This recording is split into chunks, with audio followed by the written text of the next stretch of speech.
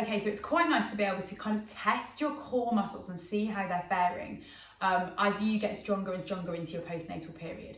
So we can start with some lying down exercises, and I'm going to take you through some progressions that are going to give you an idea of kind of where you are at in terms of your core strength and how everything's connecting back together, how everything's firing and getting stronger. Okay, so exercise number 1, nice big inhale and exhale. As you exhale, you're going to lift your pelvic floor and lift one foot off the floor into a 90-degree angle, lower and relax. Inhale, exhale, lift and lower. Okay, we're going to keep doing those. And lower. What I'm checking for here is to see if my hips are moving and are losing their stability as I lift. Okay, if you lift and one of your hips drops to the side, then we need to work on stabilising around there.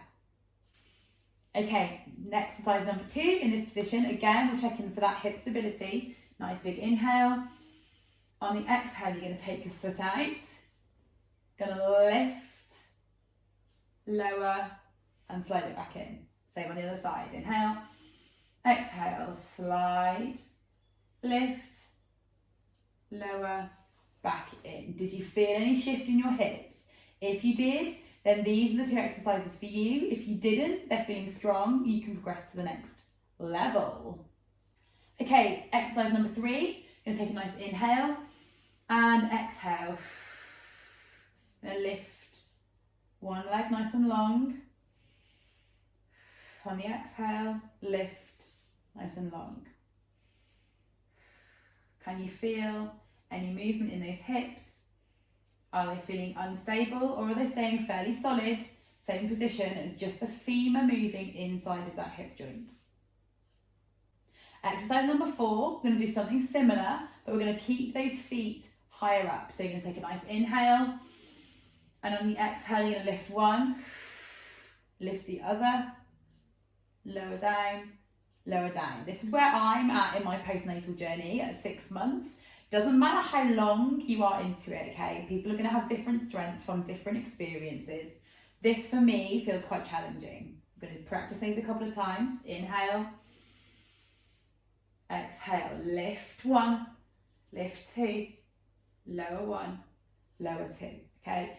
Practicing those, keeping the low belly nice and engaged. Imagine that those hip bones are squeezing in towards one another. Okay, that's going to really activate those low abdominal muscles.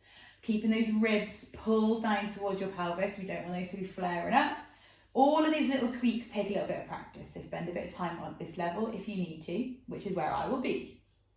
Exercise number 5, you're going to extend your arms above your head. This is getting much more tricky now. You're going to chin tuck, so chin comes down towards your chest. You're going to keep those ribs coming down towards your pelvis. Nice big inhale, exhale, lift, lift, lower, lower, and relax. I'm going to go for that again. Inhale,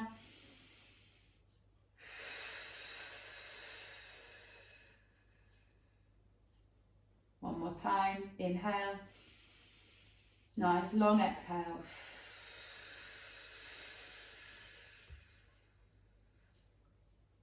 And down. That is actual progress for me. I couldn't do those at all last time I tried them.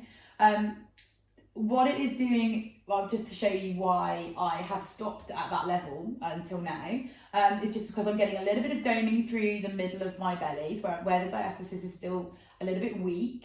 So I want to make sure that that diastasis isn't creating too much pressure outwards. A little bit of doming is okay, but just to carry on would put too much pressure on that connective tissue.